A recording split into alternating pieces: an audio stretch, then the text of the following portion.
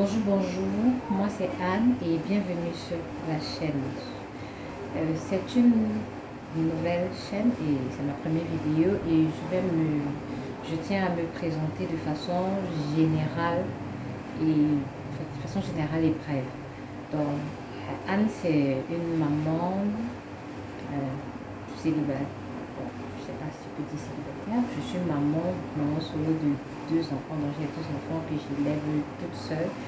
Et ceci est vient du fait que j'ai vécu une situation assez difficile, pas vraiment évidente, et c'est celle-là qui m'a conduite à me retrouver seule avec deux enfants à charge. En fait, dans les jours à venir, j'aurai l'occasion de mieux vous expliquer ce par quoi je suis passée. Et c'est le fait de me retrouver toute seule avec deux enfants en charge qui m'a motivée à mettre sur pied cette chaîne.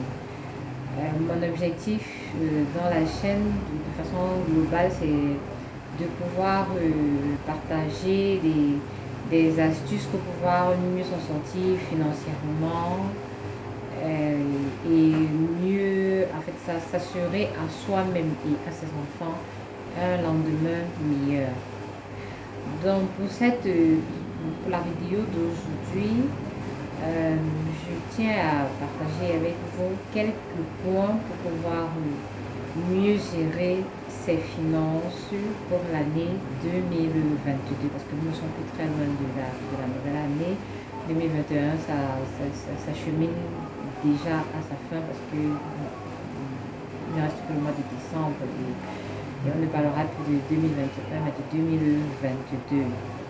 Et donc j'ai pris quelques points que moi que j'utilise dans ma vie au quotidien pour pouvoir avoir des finances saines. Et je tiens à les partager ici en espérant que ça pourra aider quelqu'un qui est forcément dans ce besoin-là. Donc, j'ai regroupé j'ai donc pensé à 5 points que moi j'applique dans ma vie. Donc, le premier point, il s'agit de la planification de ses finances. Moi dans mon cas particulièrement, j'ai un travail que je fais et à la fin du mois j'ai un salaire et c'est sur ce salaire là que je gère en fait tout ce qui est comme dépenses et épargne et tout c'est dans ce salaire là. Du coup ce que je fais c'est que à chaque paye, quand je rentre à la maison, bon, généralement moi je prends toujours une feuille vierge par rapport à chaque paye et j'ai déjà des rubriques déjà bien délimitées sur lesquelles je fais des répartitions de mon argent. Donc il y a d'abord les besoins vitaux et les charges obligatoires. Donc les besoins vitaux c'est le manger, manger, se nourrir quoi. Besoins vitaux.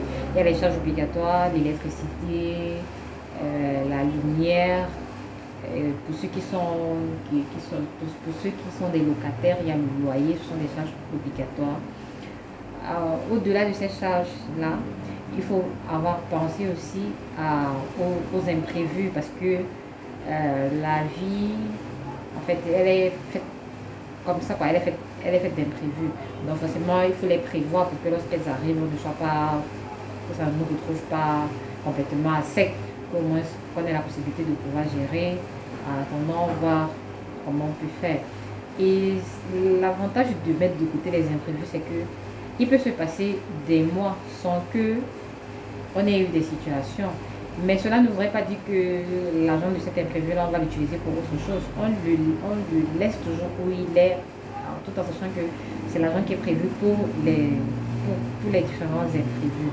Donc, si on fait 5 mois sans imprévu, ça voudrait dire que le montant qu'on aura défini, on l'aura multiplié par 5. Donc, c'est un atout, ainsi de suite. a mis des imprévus aussi dans le salaire, même des éléments aussi qui est important aussi, c'est aussi avoir une petite rubrique pour les dons. Parce que je pense que c'est une grâce que nous avons de pouvoir à espérer que à la fin de chaque mois, nous aurons un salaire.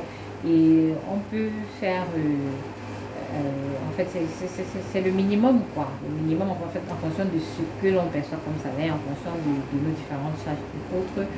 On fait un geste on fait un don, quoi.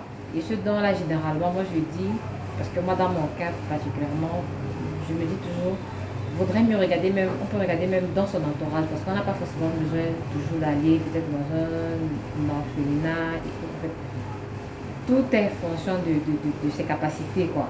Mais moi, particulièrement, avec ce que j'ai, généralement, je regarde dans mon entourage quelqu'un qui a plus de difficultés que moi, que je sais que pour lui, il éprouve des difficultés encore plus que moi. Donc, je peux décider de lui offrir un don. Ça peut être en termes de savon, ça peut être en termes généralement, j'achète quelque chose, quoi, quelque chose qui peut servir à la personne. Donc, c'est un peu comme ça que je procède. Donc, je pense que c'est bien, c'est important de le faire.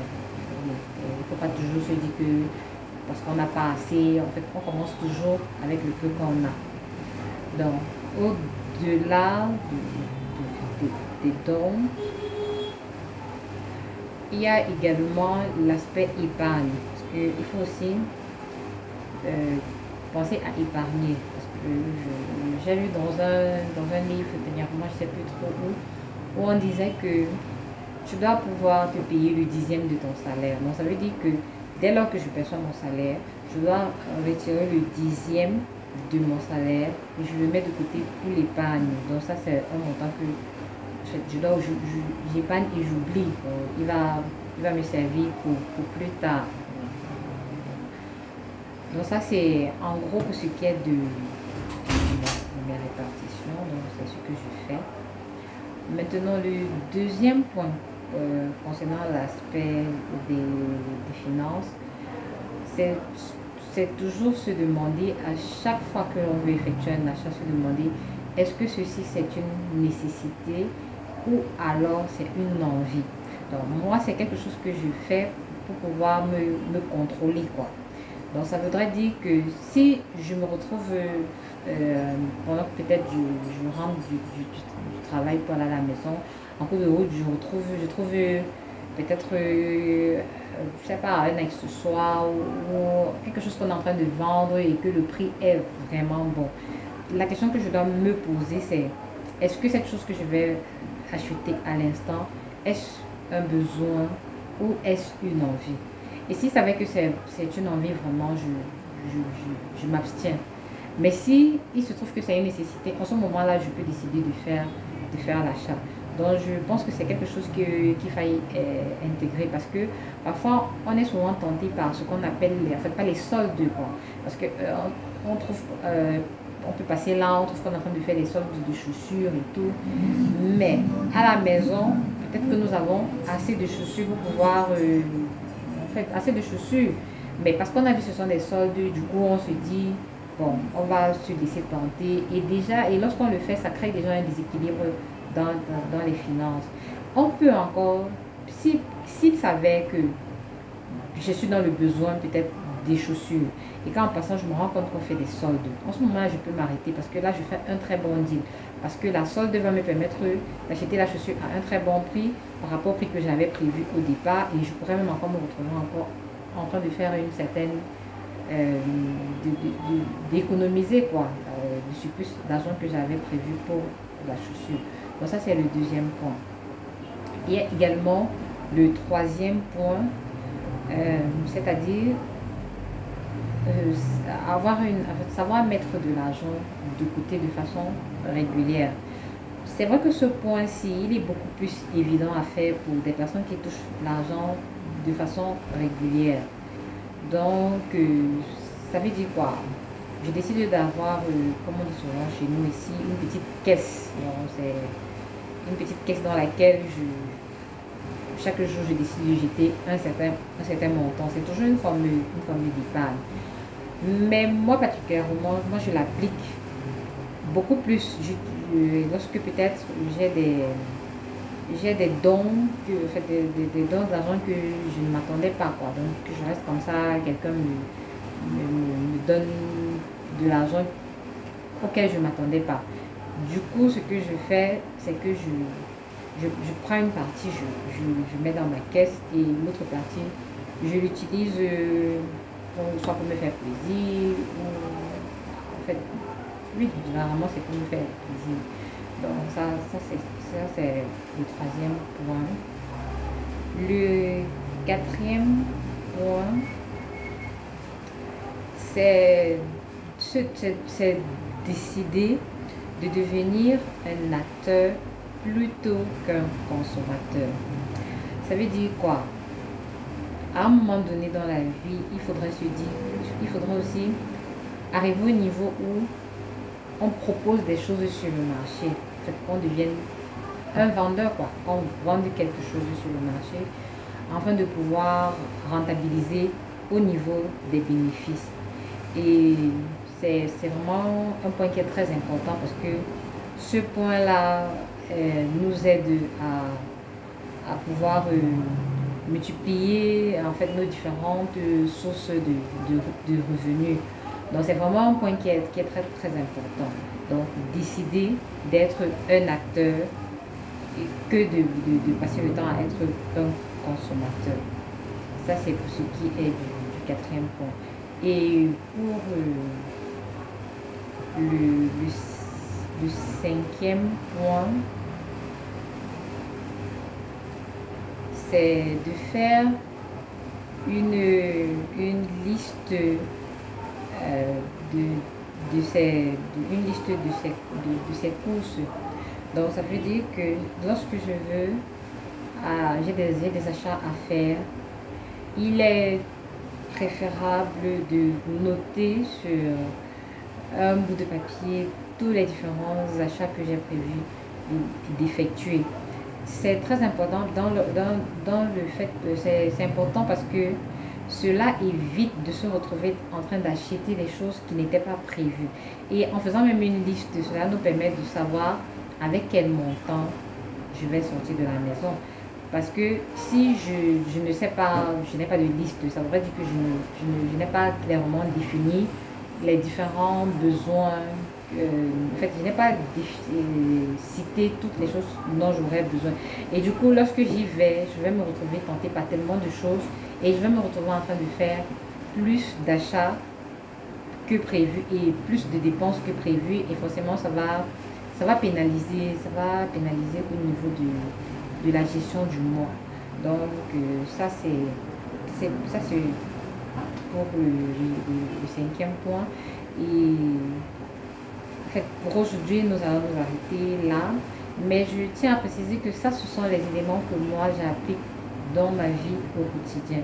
Et je sais forcément que toi qui me suis, tu dois avoir tes astuces à toi, et je te prie de bien vouloir partager comment toi tu gères tes finances dans les commentaires.